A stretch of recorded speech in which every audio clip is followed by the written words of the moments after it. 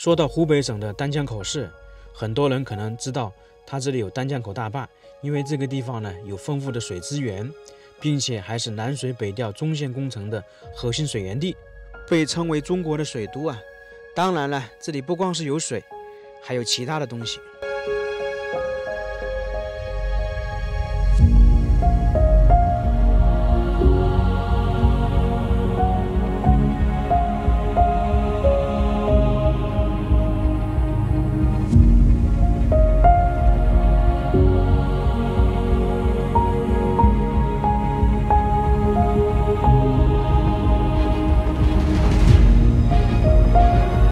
电影院和大礼堂，办公大楼非常大，很气派。食堂也就是饭堂，到了饭点，这里热闹非凡。子弟学校的教学楼，每天到了上午、下午，这里呢，朗读声一起扬起来。这里就是生活区，相当于是小区。大家好，我是邱平，我现在在湖北的大山里面。刚刚我们可以看到，这里有学校、电影院、食堂，还有住的小区。那么这里呢，就是一个几十年前的三线工厂。三线工厂呢，其实我们已经看了很多。那这里呢，比较独特，它也是在大山里面，而且呢，工厂、生活等等还是靠隧道连接，并且呢，这些建筑呢保存的比较完好。今天就来看一下这个在湖北丹江口的三线工厂。好人好马上三线，备战备荒为人民，这个就是说的是三线工厂。在20世纪60年代中期，当时的国际形势比较复杂，为了应对这种复杂的局面，就有一个三线建设的重大决策。三线工厂普遍是在大山里面比较偏僻的地方。现在我们看到的三线工厂叫做3607，从画面中也能够看到，也是在峡谷当中。其实我走了很多三线工厂啊，大部分是在大山里面，或者是在峡谷里面，两山夹一路。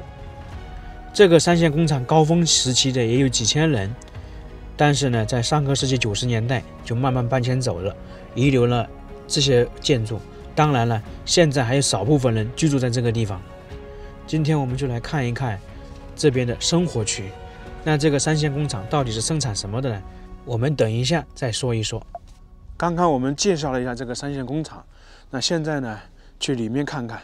那这是电影院跟大礼堂，很多人可能没见过几十年前的电影院，现在去里面看看。一看到这个门呢，有年代感，玻璃、铁、木门、铁门，是不是非常有意思啊？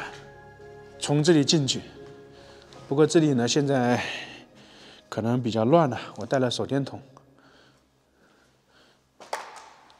这是1层的，大家见过这样的没有？座位在这里看电影，然后舞台上面在放。还有呢，如果是开大会也是一样的，职工坐在下面，上面相当于是主席台。不过呢，上面很多倒塌了。我走了这么多三线工厂，这个地方的大礼堂电影院是保存最完好的。走进去看看。座位还挺多的，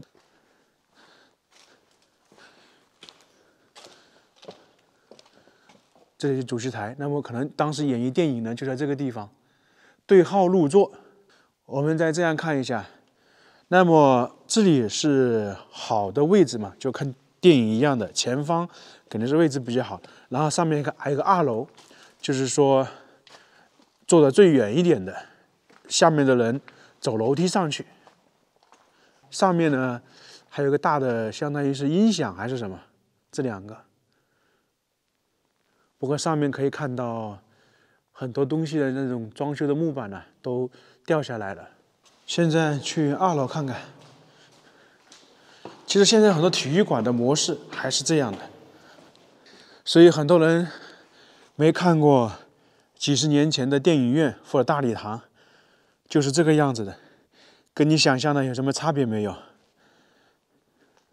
空间还是挺大的。看看这个外面的电影院大不大？刚才碰到一位当地的叔向我们介绍，这个楼呢是83年建造的。然后这个地方当时主要是生产缝纫机，就做一些棉被等等衣服类吧。像那个白色的房子，大家猜是什么？那个就是家属楼，就相当于是有家庭的住在这里，单身的是住在另外一个方向，它是分开的。所有的三线工厂那个时候都是这样啊。那这个下面呢，现在就变成一些车库了。以前这里属于电影院吧，上面可能是电影院工作人员。现在去家属楼看看，一般三线工厂生活区跟工厂是分开的。这边工厂我刚才看了一下，还有好多房间呢，好多房子。不过现在有的现在承包下来了。那个地方就是属于进入生活区的大门，随便找一个地方进去看看。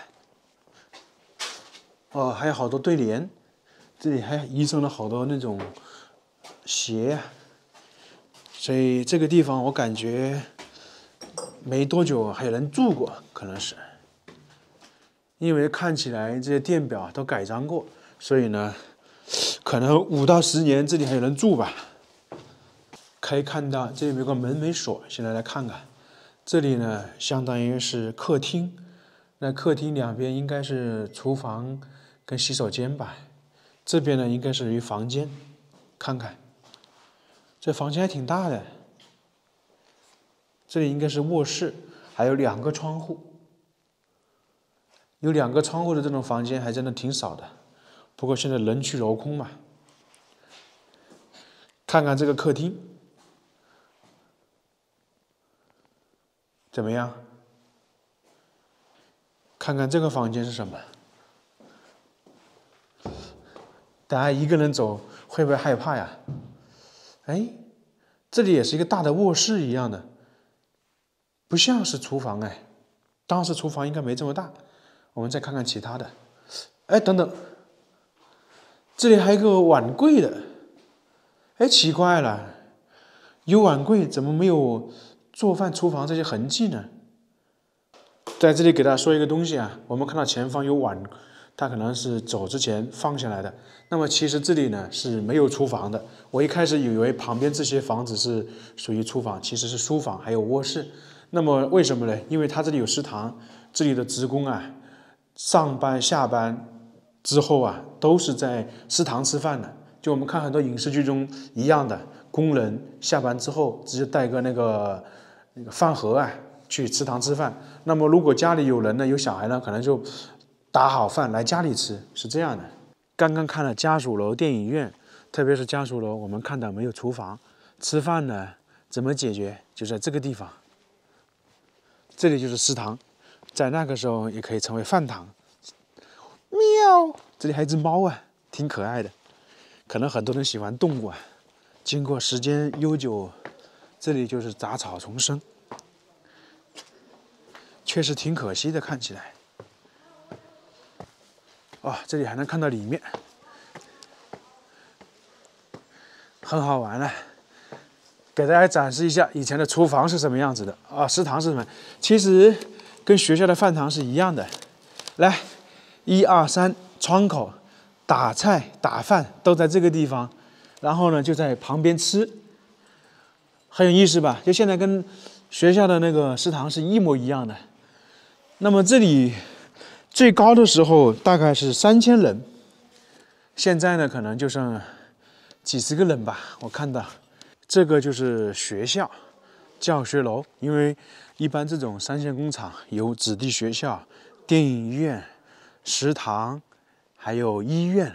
那这里的医院没看到，教学楼看到了。那这个地方在陕西有一个三线工厂啊，它这里应该相当于是百货大楼一样的，建筑风格很相像啊。那上面还有个广播，就下课上课嘛，这里很多标语，尊重知识，尊重人才，解放思想，实事求是。那这个地方这些标语呢是新的，就是后面弄的，有教学楼，有家属楼，有电影院。那么单身职工宿舍在哪里呢？就在我们前方这一点，这里就是单身职工宿舍的走廊，里面就是一个小的房间。其实跟我们现在很多学生宿舍很相像，其实就是一脉相承的。以前学生宿舍也是这么建的，你想每个房间可能睡几个人，它这种的话一般的话就睡2个人，2个床铺。如果是学生的话，那可能是4人间或者6人间，不是太大。当时可能一左一右放了2张床。单身子公宿舍并不说是每个人一间房子，他是说是没有结婚的人是住在一栋楼，结了婚的是在另外一栋楼，是这样区分的。一般都是2人间，那除非有一些是干部的，可能才1个人1间。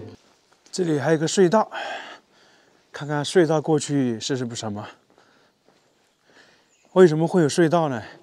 因为生活区或者其他的，它都是山隔着山，在一条峡谷地带嘛。那不能把山挖掉了，只能开凿一条隧道出来。从这边出去，基本上都是这些生活区，因为厂房是在另外一边的，厂房我们就没去。真的是杂草丛生啊！这个房子不知道还能坚持多久，像那些门呢，都是锈迹斑斑，有些窟窿，然后有些生锈，像腐烂一样的。这边上去呢，就是相当于是小区了，不知道是不是领导住的，还是说其他的。这里还住了一些人，有些是留下来的职工，有一些呢就是租的这边的房子，也相当于是一个山坡上面。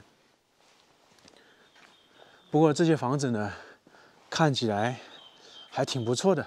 也是上个世纪80年代建立的，但整体的话，住的人不是太多啊，看起来是不错。因为现在整个这一块呢，就几十人居住的，那这里呢，相当于其实就是一个小区。按照刚才那位大叔的说法，这里大概就生活了50个人左右。以前高峰期3000人，现在只有50个人。像这些还有人管理，可能还能保持的比较久一点。像旁边的刚刚看到那些杂草丛生在杂草里面的房子，那就可惜了。